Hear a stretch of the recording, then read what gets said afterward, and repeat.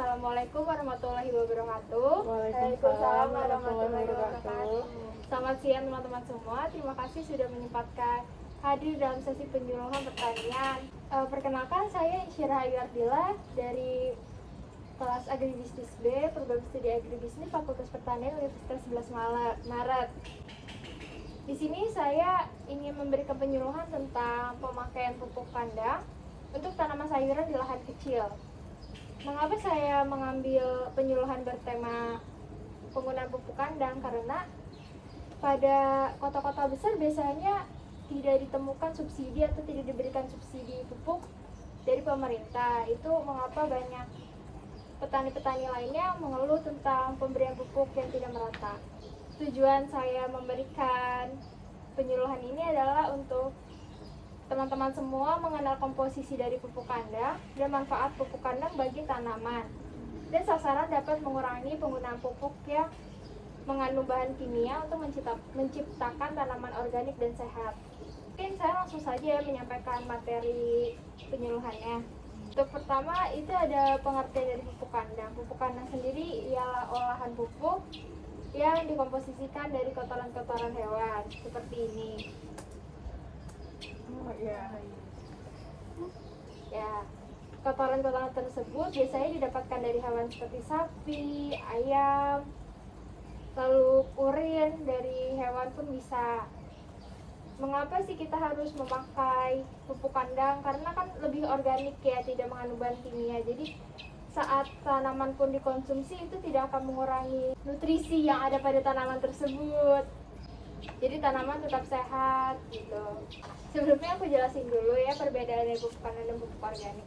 Pupuk organik itu biasanya mengandung kayak sisa-sisa dari tanaman, terus sisa-sisa makanan yang diolah menjadi pupuk seperti pupuk kompos. Pasti pernah mendengar kan saat sekolah pun pasti pernah lah disuruh membuat pupuk kompos.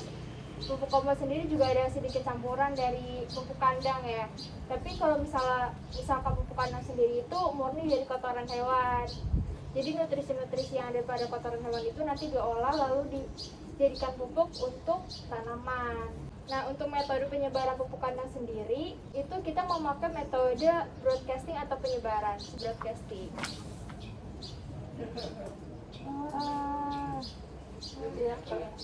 Jadi metode broadcasting itu seperti penyebaran pupuk. Jadi pupuknya disebar secara merata ke tanaman-tanaman. Nah, dilihat dari luas lahannya sendiri kan sangat amat kecil ya. Jadi jarak antar setiap tanamannya pun kecil sekali. Seperti di sini daun pepaya dengan sebelahnya pun sangat kecil kan. Jadi untuk menggunakan metode pemupukan yang lain itu kurang efektif bagi tanaman sendiri. Jadi kita di sini menggunakan metode broadcasting. Karena di sini ada alat bantu skop. Jadi kita kan bisa bawa sarung tangan nih, jadi kita bisa pakai skop dengan cara disebar seperti ini. Itu cara broadcasting yang tadi kamu bilang ya? Iya betul, coba dipraktekkan.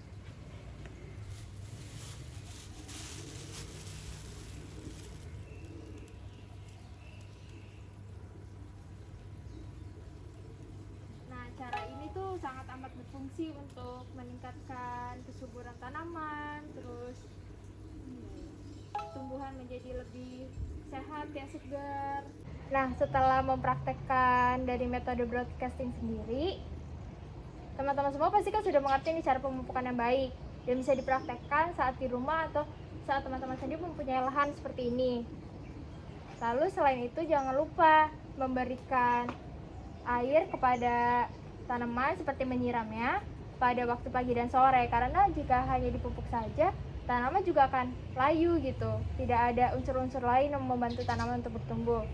Selain itu saat teman-teman juga memberikan pupuk atau memberikan penyiraman, jangan lupa dicek juga tanamannya apakah ada hama yang menyerang atau ada ulet-ulet yang menyerang tumbuhan yang akan merugikan tumbuhan tersebut, parasit-parasit seperti jamur atau benalu lainnya, agar tumbuhan juga bisa berkembang terus nanti akhirnya bisa pandai, bisa dinikmatin sendiri atau bisa disebar lagi, dijual gitu. Nah, dari penyuluhan kali ini teman-teman ada yang mau ditanyakan atau tidak nih? Saya mau nanya dong, Oh ya boleh. Kalau misalnya untuk broadcastingnya sendiri, kenapa ya di sini kita harus pakai broadcasting? Oh iya, aku jawab ya sekalian langsung.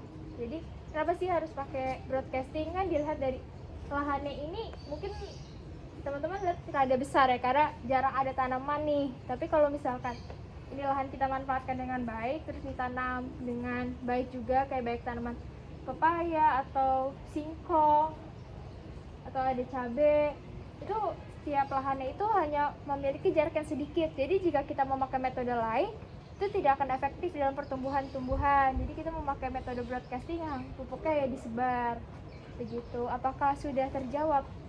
Oke, terima kasih Kak. Iya, sama-sama. Kak, aku mau nanya. Iya, boleh. Ada alternatif lain nggak selain pemakaian pupuk kandang?